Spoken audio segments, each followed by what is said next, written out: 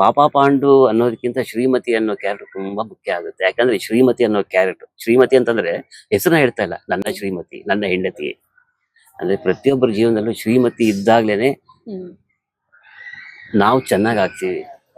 ಅದಕ್ಕೆ ನೀವು ಯಾವುದೇ ಕತೆ ತಗೊಳ್ಳಿ, ಹಿಂದಿನ ಕತೆಗಳು. ನಾನು ಮೊನ್ನೆ ಯಾವ್ದೊಂದು ಬುಕ್ ಓದ್ತಾ ಇದ್ದೆ. ಬುಕ್ ಓದ್ತಾ ಇರ್ಬೇಕಾದ್ರೆ ಅಲ್ಲಿ ಹೇಳಿದ್ರೆ, ನಿಮ್ಮ ಯಶಸ್ಸಿಗೆ ಯಾರು ಕಾರಣ, ನಿಮ್ಮ ಜೀವನದಲ್ಲಿ ಯಶಸ್ಸಿಗೆ ಯಾರು ಕಾರಣ? ಎಲ್ರು ಹೇಳೋದು ಯಾವ್ದು? ನಿಮ್ಮ ಯಶಸ್ಸಿಗೆ ಕಾರಣ ಯಾರು ಸರ್? ನನ್ನ ಶ್ರೀಮತಿ. ಸೂಪರ್ ಸರ್, ಇದೇ ಟ್ಯಾಗ್ ಲೈನ್, ನನ್ನ ಶ್ರೀಮತಿ. ಹಾಗಾಗಿ ಪ್ರತಿಯೊಬ್ಬರ ಜೀವನದಲ್ಲಿ ಶ್ರೀಮತಿ ಇದ್ದೇ ಇರ್ತಾರೆ. ಶ್ರೀಮತಿ ಇಲ್ಲದೆ ಇರೋರ್ಗೆ ಸರ್? ಶ್ರೀಮತಿ ಹುಡುಕೊಳ್ಳಿ, ಆದ್ರೆ ಶ್ರೀಮತಿ ಅಂತ ಶ್ರೀಮತಿನೇ ಹುಡುಕೊಳ್ಳಿ. ಯಾಕಂದ್ರೆ ನೀವು ಚೆನ್ನಾಗ್ ಆಗ್ತೀರಾ, ನೀವು ಶ್ರೀಮತಿನ. ಇದು ಜೆಂಟ್ಸ್ ಆಯ್ತು, ಲೇಡೀಸ್ಗೆ ಸರ್? ಅದೇ ಅದಕ್ಕೆ ಪಾಪ ಪಾಂಡ ಕ್ಯಾರೆಕ್ಟರ್ ಇರೋಂತಾನೆ ಬೇಕು.